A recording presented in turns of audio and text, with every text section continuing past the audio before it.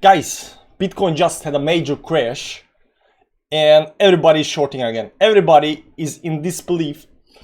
Everybody don't know what's happening. Everybody thinks this is a bear trap, and people are shorting.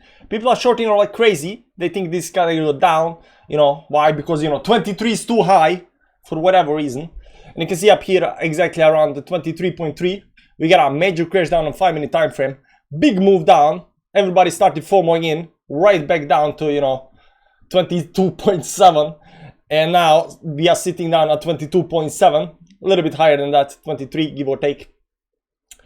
And people don't know what's going on. People don't know what's going on, but I think what's going on is that people are people are so bearish that they want this to go down.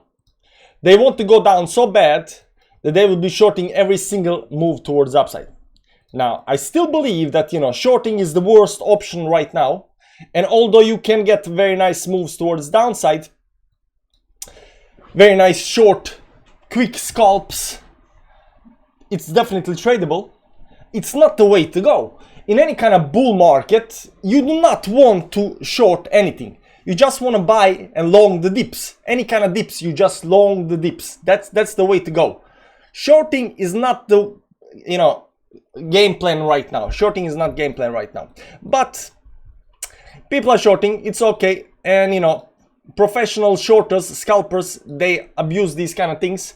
And over here, up here at 23.3, there was a major resistance level, so it's very normal that people should be shorting.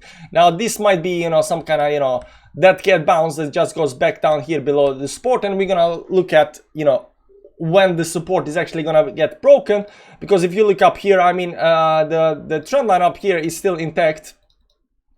The trend line is intact, and we haven't broken the trend line towards the downside. So, technically we are still, in a move towards the upside up here. In a move towards the upside. And if you go to the monthly time frame, the reason we actually dumped down, let's pop the moving averages on the chart, is because we are hitting major resistance level. Major resistance on the monthly time frame up here. You can see up here 23.3 give or take. The 50 moving average, that's the yellow line. The 10 moving average, that's the white line. Major resistance level are being hit right now on the monthly time frame, but monthly still got something like 9 days left, over a week left to actually close. So people are shorting these levels. People are shorting. It's very understandable. Now, what is not understandable is that people think that just because you are hitting some kind of major level, you gotta get rejected right back down again. You can see here almost on the dollar, we hit that monthly resistance level, and people are trying to short that immediately towards downside. We are also a little bit extended from the moving averages, but there is nothing right now that still doesn't say that this nut's gonna go up to 24, 25, 26 or something like that. Can we get rejected from over here? We definitely can. This might be some kind of a little bit move up here and then right back down again. There is also the trend line up here. There's trend line up here. There are major trend lines that needs to be broken for us to say, okay, this move is dead right now, and right now we can go towards downside. But it's not right now. It's not right now. This is the first sell-off. I would say this is the first sell-off because a lot of people it went too fast towards the resistance. Got some kind of extensions, and people shorted that towards the downside. There was some kind of channel up here towards downside. Exhaustion channel broke that towards upside. Right now it's trying to climb back up here to back to the 23.3. Are we gonna hit 23.3, or are we gonna go higher or lower? What's gonna happen? We're gonna check that out. But again, people are in disbelief and they are trying to short the market. Let me show you something. Look at this over here. This is from CryptoMo on Twitter, and he asked, is this a bull run or a bull trap? And 60% think this is a bull trap. Imagine that, guys. 60% still believe that we are in a bull trap. This needs to go down to 10k, 5k, whatever. Go back down to 16k. I think that most people that think this is a bull trap just did not buy a 16k, 17k, 18k, 19k, 20k. They missed all the buys, and right now they are hoping, praying, to who knows what, that this is for whatever reason is gonna go towards the downside. 60% are still in disbelief. They cannot believe that this is actually happening, and that's the worst place to be at. You gotta know, because if you miss it, you kind of miss it, because the price always moves towards upside faster than it moves down. I mean, when we were going down, this took like ages to go down, like up here from 25,000 down to, you know, 16,000. This took months, like from August all the way to December, January, right? This took like ages. And right now, in a couple of, you know, weeks, 2 weeks up here, we are back at 25,000. It goes so fast towards the upside. So most people cannot, you know, get the grasp on how fast these moves actually happen once they start going towards the upside. And even up here, we saw the bullishness. Even this dip towards the downside immediately got bought back, right back up. We just, you know, broke a little bit towards downside up here. There was some kind of channel. We broke a little bit towards downside and right back up again. Right now we're hitting the resistance. I can see that. But do you really want to take a bet, big bet, that this is gonna go right back down to 90k or something like it? Because people are not saying that it is going to go back down to 16k. What people are saying, we're going to go back down to 20k, 20.5, what's that, 19.5, up here to maybe some kind of, you know, very, very low levels. You know, people are looking at all of these levels. These are bearish levels. These are kind of levels that I would be looking at if we were in some kind of bearish trend. If there was a, you know, distinctive bearish trend, we are going down, we are in bear market, so forth, then you're looking at these big pullbacks, right? But in a bullish trend, once the market changes, you know, I would say market structure is changed, because I don't understand market structure, but I think, you know, market structure are trend lines. But, you know, we can discuss that. That doesn't matter. Once the trend lines, the trend has changed, and the trend has definitely 100% changed. Once the trend has changed to a bullish trend, and I think the bullish trend is already established, these kind of pullbacks are very, very rare, right? When you get a pullback, you get a very, very small pullback. So this trend up here will continue until some major resistance level start getting hit, and we start getting rejected. We are not yet getting rejected by this major resistance here at 50 and 10 moving average. Yes, we did hit it on the dollar, but we are still not getting rejected. I mean, this is gonna take you know, a month, 2 months time to actually see whether we get rejected. But, you know, we can just, you know, blast up here, you know, above it, close above it on the monthly time frame around, you know, 24, 25 levels, and then, you know, go to the next resistance up here. What you're also gonna notice on the monthly time frame, there is empty space between these two lines, give or take up here. There is empty space from 23 to 34,000. There is empty space. I even wrote on Telegram that I believe that by end of February, by end of next month, we will be somewhere around 30k, give or take. I might be wrong, been wrong before, stuff happens, but I'm not underestimating the bullish trend this time. I see a lot of people are the way I was before. Over here, you know, especially up here on this move towards upside, I was underestimating the trend. Over here, I did not underestimate it. I was looking for a pullback and the CME gap close. You know, I did not underestimate the trend towards upside. I was super bullish over here, but over here I was a little bit, you know, even though I called it on the dollar, 8 days until the bull market starts, I was still underestimating how high this can actually go, right? How big move you can actually have. But this what's happening right now, I'm not underestimating. I'm trying to tell you, do not underestimate bullish trend. I mean, as long as you're bullish, you know, just go with the flow, go with the trend, you know, until fat lady stops singing, you know, you just go with it, right? So right now we're hitting this 23.3k, and the big question is this gonna get rejected up here? If you go to the 1 hourly time frame, look here up here, we are again above this previous level up here at 20. We are back at 23 level, 23k right now. We are going up to 23.3. I still believe that we are gonna go from yesterday's video. I still believe that we are gonna go to the weekly time frames up here. These major levels up here on the weekly time frame. That's the 200 moving average. That's the 50 moving average up here at 26k. And this stop up here, give or take, around 24.3k. So I still think we got you know, more room to go on the weekly time frame up here, even though it is a weekend, and you know, on weekend, you know, there is not much trading. There is not much trading. There is not much trading on weekends, so people always say the volatility is low, it cannot go, you know, and we are definitely getting another one of these CME gaps. Because we have a CME gap down here at, you know, 20k. So everybody's saying, oh, we gotta go down and close the gap. We don't believe in gaps on up here. And right now, this closed at 22.4 level, right? So if we do close around, you know, 24, 25, there will be another CME gap up here on the chart.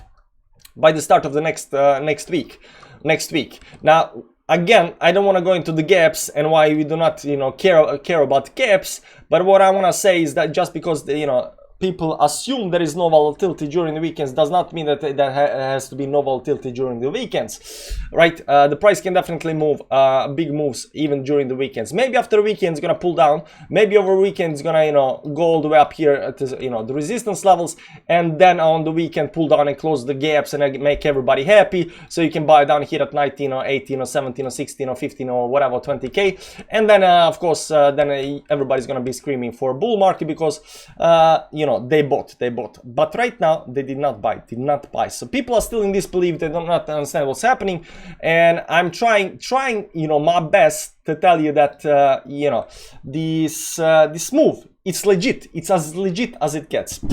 So I'm really sure and I'm really confident that this move won't play out forever.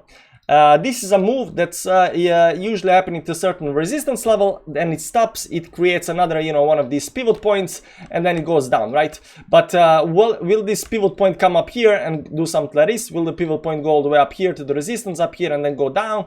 Will we get a, you know, a big, you know, some kind of, you know, up here at 70k resist pivot point? I don't know. I would assume that if you just look at, you know, some kind of lines up here at the top, that there might be something like up here at, you know, 40k, sorry about that, something here up at 14k, where we go all the way up there, create this pivot point, because these pivot points are very, very important. Create this pivot point and then, you know, pull back down with a, you know, whatever dump up here before the bull market starts. You can understand also that in 2024, March 2024, we are getting the halvening. This is March 2024 up here, give or take somewhere.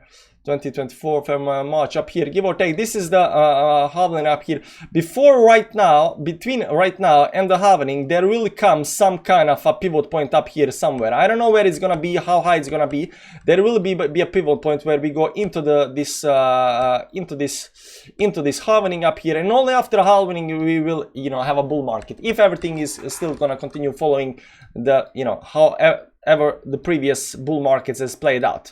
Let's go look a little bit more on the previous bull markets, and for example up here, this was the pivot point, right? It went up very, very high, it created a pivot point. This pivot point up here was very important because this pivot point, you know, created this very stupidly nice trend line. It's only after that trend line got broken up here that we had this, you know, what people call a bull market. Bull market started up here. We won't be talking too much about that, but you know, this is where the last part of the bull market actually starts, and this happens all the time.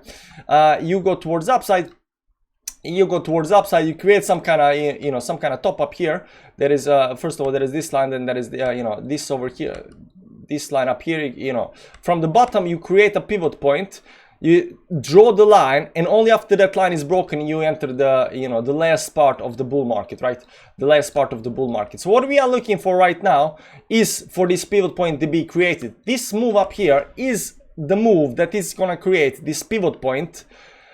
I don't know where the pivot point is gonna be. There will be a pivot point, maybe something like this up here, give or take. Most likely like around the, you know, 30-40k up here. I think there will be a pivot point up here, and once this pivot point hit, then we will have, you know, pullback and, you know, consolidation and everything like that. And only after at some kind of later point, once this line gets broken, that's when you have this last part of the bull market, you know, where you explode towards upside, all the meme coins explode and so forth, so forth. We are not quite there yet, of course, but we also know that this over here, these small moves towards upside, this thing up here, let's go to another chart up here. This is just the beginning of that move. This is just the beginning of that pivot point that's being created on the chart, and that's what we are trying to accomplish. I know a lot of people are also, you know, have, you know, different meanings, you know, different ideas about whether we're gonna go towards upside, downside, whether we are bullish or bearish. Let me show you something again. So this is on Twitter again, and of course there is always drama on Twitter. Careful with longs, getting DMs like this now. Yo bro, I love you, I love what you do, but please turn bullish before you get wrecked. Next target's 23k, then we all can short. Now just turn bullish. I sent this when Bitcoin was 21 to hope you flipped long. S the F up. shut the fuck up, you know. And here Chad's actually decent channel. Ivan likes the guy. I'm, you know, give or take, I'm not really sure what to think about guy. Bro, I said it in private. That's why I cut out your name, fam. You know, so people are a little bit, you know, emotional when it comes to this. So, you know, the best thing is to not get involved too much. Don't be like, I told you so, you know, bragging rights and so forth, so forth. I know I do that, but you know, that's because, you know, YouTubers, you know, we gotta grow the channel. We gotta be like, you should have followed me, you know. But overall, you know, when people get left behind and when people make wrong decision, the worst thing you can do is tell them like, you are wrong, I was right, you know. At least be a little bit respectful towards other people, right? So I do post a lot of, you know, stuff as a meme on Twitter, and saying stuff like, you know, are you shorting again? You know, you missed the dip, you short again, didn't you, and so forth, so forth. But that's more and more like, you know, to get people to you know, click the likes and buttons and stuff like that, of course. But there is no need for hate. There is no need for hate. And when people are wrong, the worst thing that you can tell them, you know, yeah, Emmett, you're wrong. You're wrong, and you know, you should have listened to me. I know best. I don't know best, man. I made wrong calls all the time. You know, I miss targets. You know, it does happen, but you know, be respectful. Be respectful. Oh, this was a long video. It's a 16 minutes. What do I talk for 16 minutes about? I'll see you around, guys. See you around. Again, this move up here. Maybe this, you know, 23 up here is the top up here. Maybe that's the case. I still believe that 24 to 26 up here can actually be hit. I think this was just the first sell-off, and we still don't have any kind of breakdown on the trend. We still don't have any kind of breakdown on the trend up here, especially this, you know, short-term trend up here. There's still no breakdown on the trend up here. And I would say that even this move up here, it needs to go back below 20 moving average here on the 30 minutes time frame. That's like 22.7 or something like that down here. And then we can say, okay, the trend is actually changing. But right now, the trend is, you know, still very, very strong. You can also see down here on the bottom, not on the bottom, but on these lines down here, that, where is my line? There is my line. Let's just pop it up here, give or take. I mean, this big line is not even broken. And you got this line up here. You know, it's still holding above the trend. So there are definitely, you know, major resistance level, even up here, you know, some kind of horizontal line up here. There is definitely some kind of major support levels that are not yet broken. So this thing up here that's going right now towards the upside, I don't think it's showing any kind of big weakness. There might be, you know, slight, you know, divergences and stuff like that over here. This is on a 1 hourly time frame. We already got divergences, but we've seen that the divergences don't matter in a strong trends. So this can always, you know, do another move. I'm a little bit unsure whether we're gonna hit the 24, but I would assume that 24 to 26k levels or something like that, it's most likely to happen before we have another dip that people want to buy.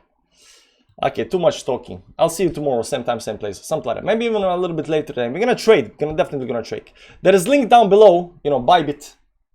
Remember to click that if you don't have Bybit, you know, you wanna trade me. That's where you do that. Okay, guys, see you around. Bye bye.